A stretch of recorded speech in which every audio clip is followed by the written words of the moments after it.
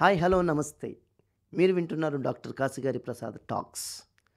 కాదండి, ప్రతి ఒక్కరి లైఫ్‌లో ఇంత కొంచెం కష్టమో, ఇంకొంచెం బాధనో, ఇంకొంచెం సంతోషమో, ఇంకొంచెం రకరకాల వాట్ యు సే లైఫ్‌లో రకరకాల పరిస్థితులను మనం చూస్తూనే ఉంటాం.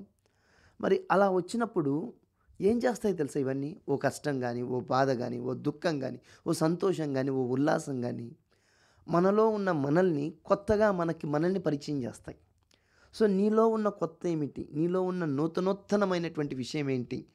అనే నీలో ఉన్న నిన్ను పరిచయం చేసేటువంటి కార్యక్రమమే మన యొక్క జీవిత అనుభవం. మరి అలాంటి అనుభవాల గురించి 4 మాటలు తెలుసుకుందాం.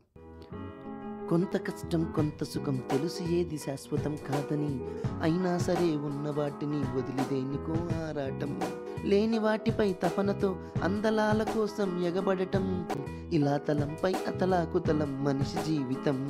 కొంత సంతోషం కొంత దుఃఖం తెలుసు ఈ క్షణం కరిగిపోతుందని, అయినా సరే తినటానికి తిండి ఉండటానికి ఇల్లు బంధుమిత్ర పరివారం భోగభాగ్యాల వైభవం, ఎన్ని ఉన్నా సంతృప్తి మాత్రం కొరవే మానవ జీవితానికి. నీతో నీవు సౌకర్యంగా లేనప్పుడు నీ చుట్టూ ఎన్ని సౌఖ్యాలు ఉన్న అవి వ్యర్థమే. నిత్యం నీతో ఉంటూ నిన్నే చూస్తూ వయసు వాసనలు రాని మరో నీవు నీలోనే ఉన్నాడని గమనిస్తేనే నీవైన ఆలోచనలు ఆశలు కలలు ఆవిష్కరణలకు బీజం పడుతుంది. మరో ప్రస్థానానికి అదే నాంది అవుతుంది. మరో ప్రస్థానానికి నాంది అదే అవుతుంది. కొంత కష్టం కొంత సుఖం తెలుసు ఏది శాశ్వతం కాదని.